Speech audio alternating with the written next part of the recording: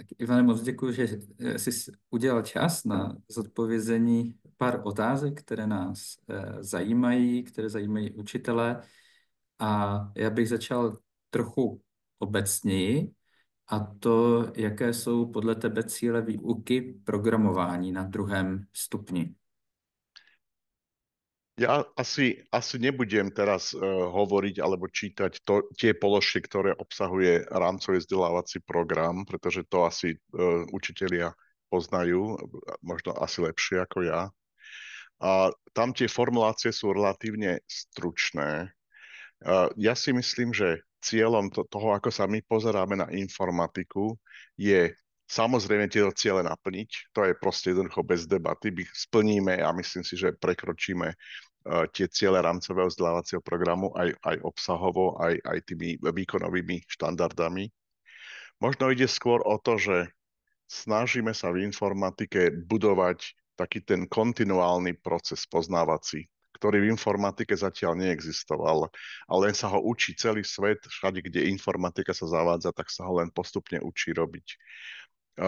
Ide o to, že na mnohých školách, ako to ja poznám, povedzme asi najlepšie tu na Slovensku, ale aj v iných krajinách, tak učiteľ informatiky málo kedy sa pripája na nejaký dobre naplánovaný poznávací proces, ktorý začína povedzme v tom 4. ročníku, alebo niekedy aj skôr tou povinnou informatikou a ide z roka na rok cez celý druhý stup, cez prvý samozrejme potom a cez druhý stupeň a na strednú školu. A jednoducho strácame ten benefit toho stavania tej stavby, tých základov a ďalšie vrstvy a ďalšie vrstvy.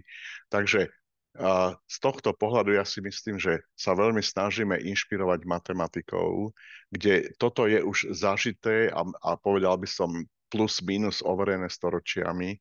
Informatika to stále ešte berie tak ako taký súbor rôznych exkurzií ako keby proste nejakých kratších alebo niekedy väčších celkov, ktoré sa relatívne rýchlo nahrádzajú inými, pretože technológie samozrejme nás k tomu nútia. A ako keby nebol čas a možno, že doteraz ani nebolo to poznanie postaviť si ten poznávací proces cez nejakú štruktúru gradovaného kognitívneho prehľadu v informatike, informatického myslenia samozrejme. Takže možno by som skôr sa pokúsil povedať, že čo je podľa mňa možno tam desi na tom vrchu, že kam chceme dojsť na konci 2. stupňa v informatike. A mne sa zdá, a teda úmyselne sa vyhnem tým slovám, ktoré hovorí rámcový vzdelávací program, lebo to by som len opakoval.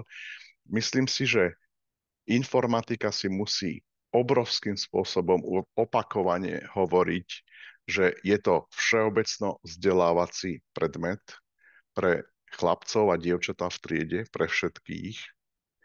A to samozrejme sú také slogany, ktoré sa hrozne ľahko povedia a veľmi ťažko plnia. A že musí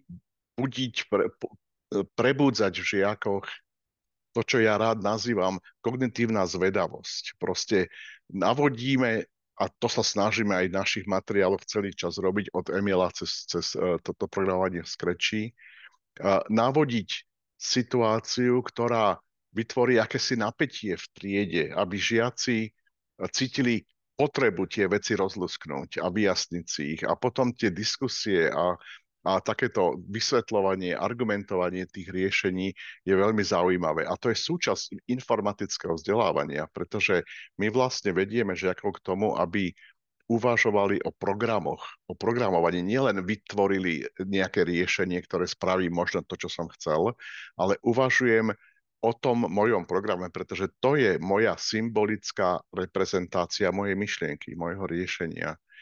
A toto je náročné.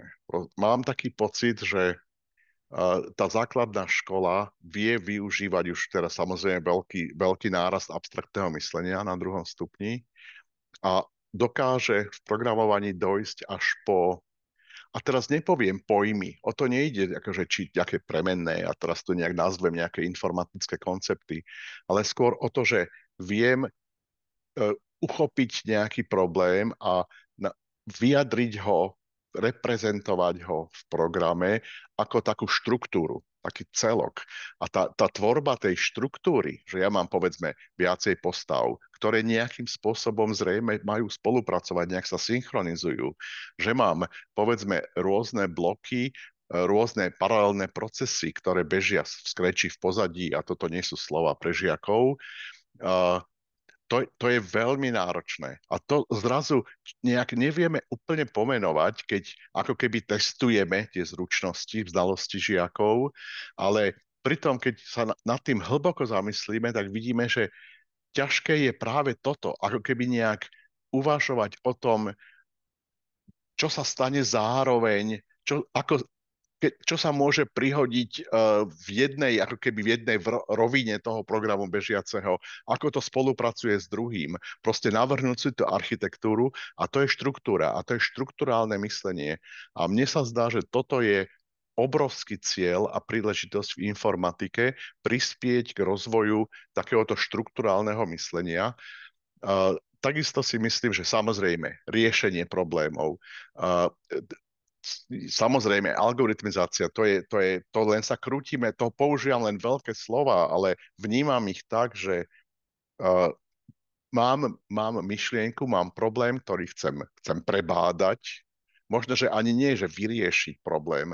Tie problémy často sú naozaj také, že skôr ten proces toho bádania je tým cieľom a chcem sa o tom rozprávať a chcem pritom spolupracovať so spolužiakmi a chcem, aby tie problémy boli také, že majú mnoho rôznych možností na riešenie rôznych prístupov, aby stálo za to sa rozprávať o tom, ako sme toto uchopili a prečo niektorá cesta je slepá. Takže ja to vidím tak, že informatika môže prispieť práve tomuto rozvoju myslenia a skoro by som sa rád vyhol samozrejme informatického myslenia, ale aj by som sa skoro vyhol týmto všelijakým prívlastkom proste myslenia. A vieme to informatike robiť veľmi atraktívne, zaujímavo pre chlapcov aj dievčatá, zaujímavo pre tú atmosféru poznávaciu, zaujímavými pedagogickými postupmi. Děkuju. Já se často setkávám s tím, že někteří učitelé k té informatice a k té výuce programování přistupují tak, že by to mělo umožnit nadchnout se pro programování, aby v tom člověk šel dál a třeba se rozhodl v tom programování dál pokračovat na střední, na vysoké škole. Ale teďka to, o čem mluvíš, tak mně přijde jako podstatné, že ty cíle té výuky programování na druhém stupni nejsou pouze pro ty budoucí programátory, ale i pro ty, kteří se tomu programování nebudou profesně věnovat naplno. Chápu to dobře? Ja by som možno ešte bol silnejší v tomto a povedal by som, že aj keď samozrejme my informatici, kde si v pozadí premýšľame o tom, čo má prísť potom a čo budú robiť možno na strednej škole ďalej v informatike žiaci, niektorí z nich, alebo teda nejakú chvíľu asi všetci, ale ja by som vôbec neuvažoval o tom, že budúcich programátorov vychovávame a rozvíjame. Keď sa nám to v niektorých prípadoch podarí, výborne. Ja si skôr myslím, že máme holisticky rozvíjať potenciál detí, uvažovať analyticky, uvažovať kriticky. Používame na to, čo je v informatike jedinečné, že na to používame veľmi zaujímavú reprezentáciu, nejaké vyjadrenie toho postupu. Programovací jazyk. A teraz, či je teda blokový, alebo ja neviem, Emilový, máme vlastne tiež v istom zmysle nejaký blokový a potom ďalej textový. A to je formálny systém, ktorý dovoluje jednoznačne popísať správanie, budúce správanie. A mne sa zdá, že my musíme na základnej škole byť veľmi opatrní v tom, že neorientovať ten obsah ani tú výučbu na budúcich programátorov. Presne ako matematika, je matematika o tom, aby bol ten žiak na základnej škole, aby sa potom neskôr stal matematikom. Ja myslím, že takýto cieľ nie je jednoducho. To nediktuje nejak tie vzdelávacie ciele v matematike a presne to isté v informatike. Ja hovorím znovu, sám som informatik a samozrejme, že chcem vidieť mnohých z tých žiakov po rokoch, aby sa tu na fakulte u nás objavili, ale veľmi starostlivo dbám na to, aby sa toto nestalo ani skryte nejakou mojou agendou v pozadí toho, keď pracuje na základnej škole. Ide nám o holistický rozvoj žiakov. Děkuju. Teď bych se trochu přesunul už víc přímo ke Scratchi. Scratch je na druhém stupni jasně jakoby dominantní výukové prostředí pro výuku programování. Používá ho většina, řekl bych až drtivá většina škol. Existuje tu na materiálu nejrůznějších aktivit ke Scratchi, jako ty jsi byl i různě v zahraničí, analyzoval jsi to, jak u vás na Slovensku, tak právě v zahraničí. Co jsou nějaké jako chyby nebo které dělají učitelé při výuce programování ve Scratchi, když používají právě ten Scratch při výuce programování na druhém stupni. Nebo obecně, protože víme, že někteří to používají i dřív. To je samozrejme veľmi široká, veľmi náročná otázka. A moja skúsenosť zatiaľ na školách je, že stretávam, ja neviem, kde to šťastie beriem, ale ja stretávam úžasných učiteľov, ktorí proste majú chuť to vyučovanie realizovať tým najlepším spôsobom. Takže ja sa trošku zdráham hovoriť o ich chybách, pretože by mi to znelo, ako keby som ja vedel, ako to má byť. Mám istý názor a môžem povedať to, čo by som ako keby považoval skôr za odporúčania, na čo si dávať pozor pri vyučovaní, ak používame povedzme jazyk Scratch. A poviem, prvá vec, čo mi tak napadá, je, že učiteľ sa musí cítiť v tom obsahu sám komfortne a kompetentne. A to je veľký problém, samozrejme. A realita je taká, že tých učiteľov mnoho nie je, ktorí sa už dnes, alebo už nejaký dlhší čas naozaj cítia komfortne v programovaní. Máme veľa, myslím si, že aj v Čechách, aj na Slovensku, veľa nekvalifikovaných učiteľov, ale my chceme s nimi pracovať a myslím si, že sa to vynikajúco dá. Ale určite by som učiteľom odporúčal samozrejme siahnuť po nejakom dobrom materiáli. Teraz to nemyslím ako reklamu na náš, alebo možno to myslím len nejak sekundárne, ale po dobrom materiáli a jednoducho ho stráviť. Sám učiteľ ho musí prežuť. To je veľmi ťažké, pretože to je otázka času, ale jednoducho, keď chodíme, teraz ako sme chodili overovať obsah tohto nášho nového zošita, tak sme v triede mali učiteľov viacerých, ktorí teda buď patria k tej škole, alebo sa nejak prišli pozerať. A je to samozrejme veľký rozdiel, keď ten učiteľ cíti, aké problémy nastávajú, čo sa deje, čo má asi žiakom poradiť, alebo naznačiť, kam ich má viesť. Takže v prvom rade by som povedal, že treba naozaj venovať čas tomu obsahu, ktorý chcem učiť a potom vydržať zo pár rokov samozrejme ho učiť ďalej. Získavame ako učitelia obrovské skúsenosti tým, keď sa teda tá výuka opakuje. Všetky tie odporúčania, čo si viem nejak vymyslieť a pomyslieť, tak sú vlastne možno obecnejšie len než pre informatiku, ale v informatike nám skutočne veľmi záleží na tom, aby sme nie my prezrádzali žiakom riešenia, ale aby sme ich dobrým spôsobom navádzali na ich vlastné objavy a experimentovanie. To je asi najťažšie a najväčšie majstrovstvo, ktoré sa musíme pokúšať v sebe rozvíjať.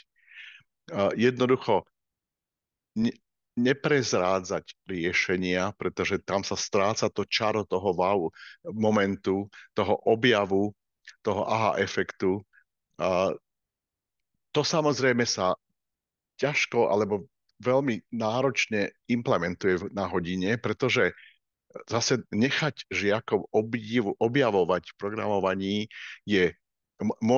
môže byť zase slepá cesta, ktorá nevedie k cieľu. My proste musíme pre každú vyučovaciu hodinu mať vzdelávací cieľ a musíme ho sa snažiť naplniť a potom dokonca teda aj nejakým spôsobom sa uistiť, a nechcem teraz povedať slovo overiť, lebo to nie je vždy tak, uistiť sa, či sa nám podarilo tieto ciele naplniť. A napríklad veľmi, veľmi záleží na tom, a odporúčal by som veľmi, aby sme v prvom rade u žiakov v triede chceli vyvolať potrebu nejakého nového javu a potom im pomohli ho objaviť, im objaviť, nie naopak, nie odozdávať vopred nejaké zoznamy blokov, príkazov a proste prezrádzať. Obrovská sila je v tom, že v triede je pestrosť žiakov vo všetkých možných aspektoch. A nechcem povedať len tak kognitívne, to asi tam hrá si mnoho ďalších faktorov, dôležitú úlohu, ale keď ja dobre kladiem otázky a celá trieda má príležitosť o tom premýšľať, tak sa nájdú veľmi zaujímavé odpovede, ktoré druhým zase pootvoria tie dvere a navzájom sa takto učia. To, čo sme vlastne pri Emilovi sa pokúšali a s veľkou radosťou asi sme konštatovali, že sa nám to darí, že vlastne to učenie je také spoločné, že je to celá tá trieda, ktorá sa učí navzájom, tak to musíme prenášať ďalej aj do Scratchu. No a samozrejme, keď pôjdem trošku viacej nohami k zemi, tak by som povedal veľmi dbať na kognitívnu primeranosť. To znamená nevytvárať potrebu riešiť problémy, na ktoré ešte nemáme. A to zase asi učiteľ nemôže riešiť sám, pretože na to nemá kapacitu, aby proste posudzoval a hľadal. Niektorí to samozrejme chcú robiť. A zase by som povedal, treba si zvoliť nejaký obsah, ktorý povedzme má nejakú autoritu kvality v tomto smere a dôverovať tomu, že ponáhľať sa je niekedy práve ako keby cúvanie. Ponáhľať sa priveľmi, dať žiakom čas, aby mohli skúšať, aby si mohli objavať veci, ale musí to proste mať nejaký cieľ, nejaké smerovanie. Neviem, či ešte mám skúšať nejaké ďalšie konkrétne javy viazané na programovanie v jazyku Scratch, ale myslím, že by som asi ostal v takejto rovine. Mhm. Dobře. Ty jsi tady naznačil tou kognitivní přiměřeností vlastně to, i kdy třeba ten Scratch by se měl vlastně zařadit, protože vlastně je to takové diskutované téma, že vlastně někteří učitelé řeknou, já si myslím, že Scratch jde klidně použít, už ve třetí už jsem slyšel, jak ve druhé třídě. A ty jsi vlastně v létě mluvil o tom, že je dobré začít později. Mohl bys to rozvést, ty důvody, proč a kdy je podle tebe vhodné ten Scratch zařadit do výuky?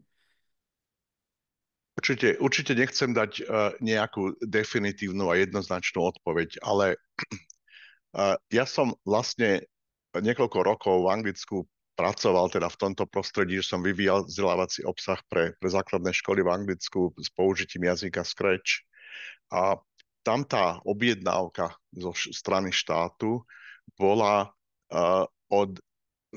to boli posledné 2 ročníky základnej školy, čo teda v Anglicku je iná štruktúra a tam to vychádzalo na 5. a 6. ročník, tie posledné 2 ročníky.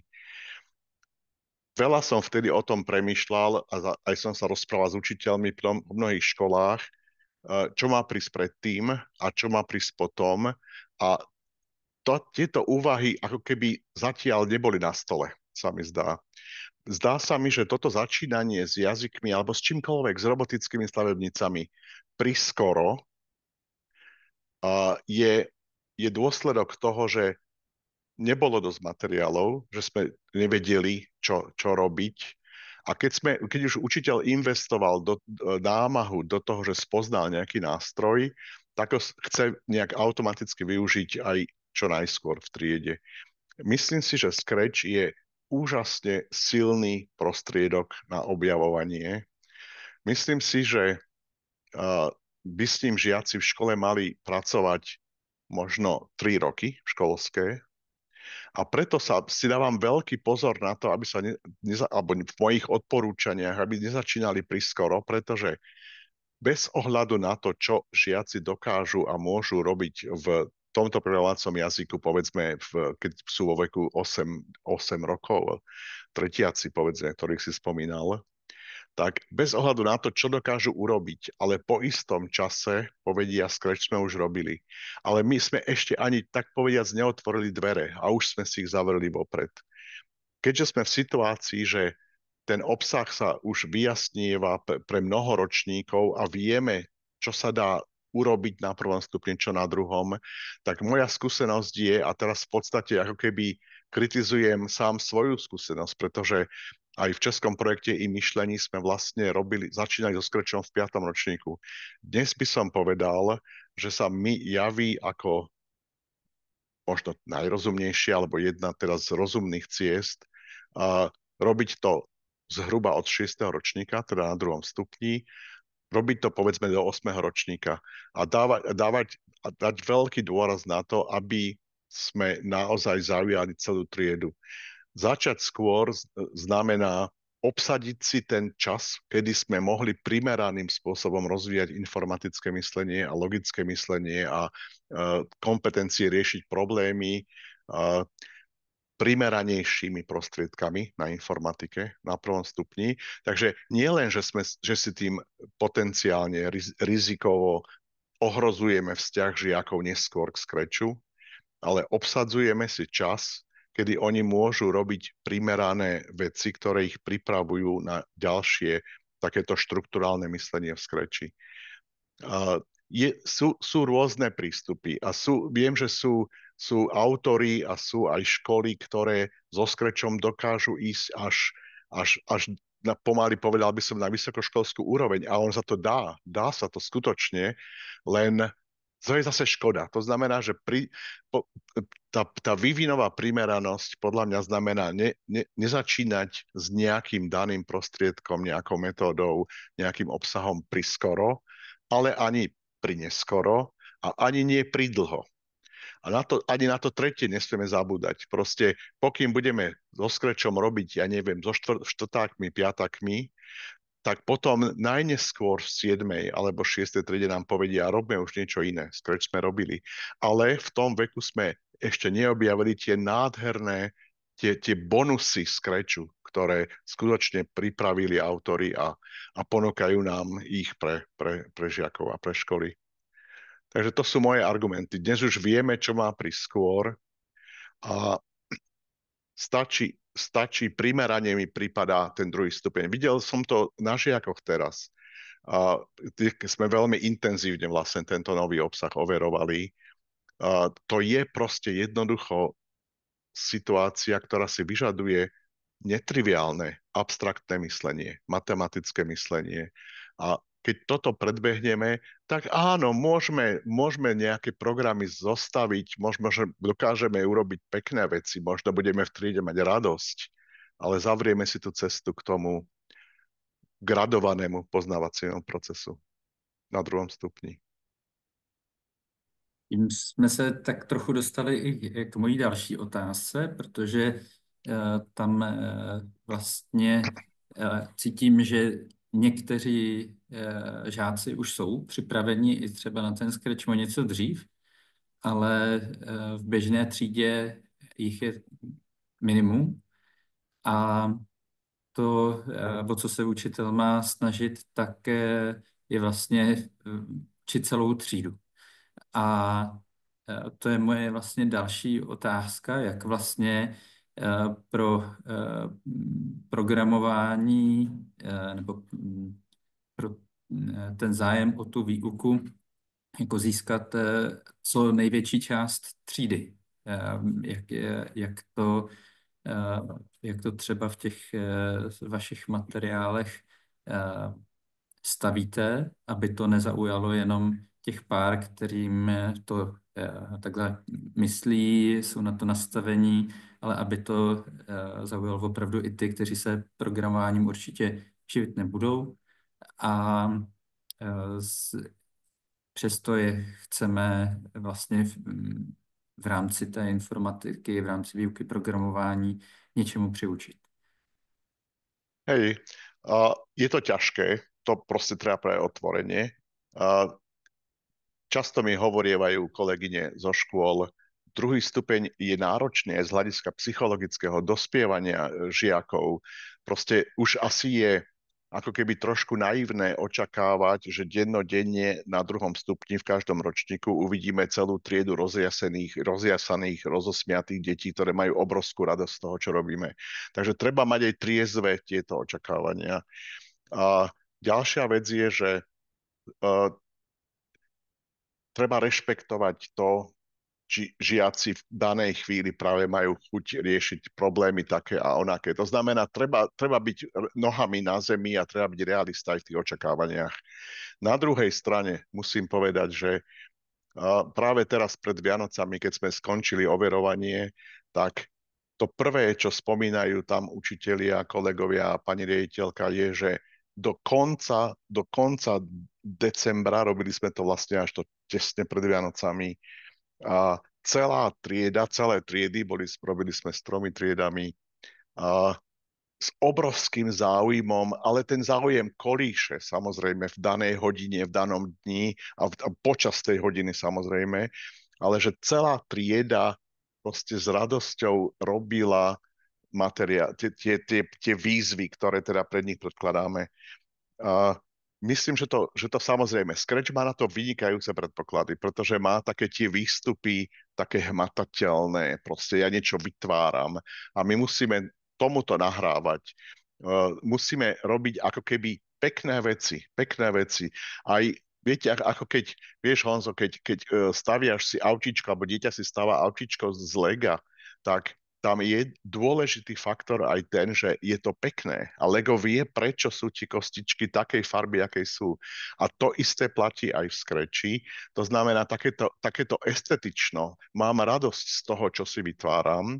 A navyše, ako poznáme z teórie poznávania, teda z teórie konštruktivizmu a konštrukcionizmu, najcennejšie pre žiakov, pre ľudí, pre mladých ľudí pri učení sa je mať príležitosť vytvárať niečo zmysluplné. A to v tom programovaní máme na to úžasné príležitosti. To znamená estetické, zaujímavé, vzrušujúce, náročné, dejové, čo zase Scratch nádherne vie podporiť. Veľmi citlivo treba to dávkovanie nastavovať, pretože jednoducho každá téma, sebelepšia téma je ako keby sa unaví. Uvažovať o tom, koľko takej tej osobnej tvorivosti viem vniesť do aktivít, ktoré pre žiakov pripravujeme, ktoré ich vyzývame riešiť, aby mohli sa uplatniť ako individuá, aby mohli proste urobiť niečo, čo si susedia v potriede, čo sa dobehnú rýchlo pozrieť, čo ste to urobili, ako ste to urobili. A plus teda treba uvažovať o tej pestrosti. Samozrejme, Scratch má jeden veľký, by som dal takú pascu jednu na seba, si neborák priniesol. A to je teda, že Scratch sa stáva takou metaforou hier. A to sa dá dobre uchopiť a to sa dá zle uchopiť. A proste často mi učitelia hovoria, moji žiaci si urobili úžasné hry. Dobre, výborne, chcem sa na ne pozrieť. A ukážu mi hru, ktorú tí žiaci proste nemohli vytvoriť, ktorá je zrejme teda ako keby si prebudujú podľa nejakých materiálov zložité scenáre.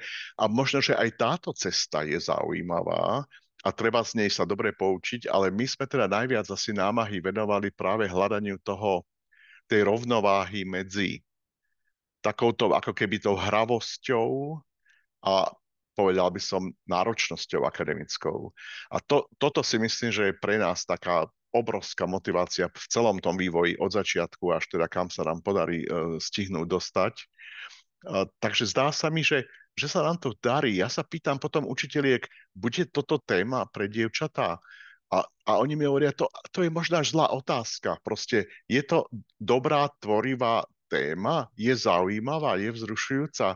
A potom tie týmy, ktorých decka u nás pracujú, sú často zmiešané, chlapci, dievčatá a zrazu vidím, že to je naivné, takéto chlapčenské témy, dievčenské témy. Proste skôr dajte mi príležitosť sa uplatniť a urobiť niečo v mojom štýle, niečo, čo má aj pre mňa zmysel, čo mám skoro až chuť ísť niekam niekomu ukázať. A toto Scratch dovoluje. A keď sa nám toto proste darí, tak nechcem povedať, že všetci žiaci budú stále nadšení, ale proste posúvame taký, by som povedal, že štandardný vzťah žiakov v triede posúvame obrovsky vysoko, ambiciozne ďaleko. Moc děkuji za rozhovor a přeju, ať se finish těch materiálů vydaří. Ďakujem pekne.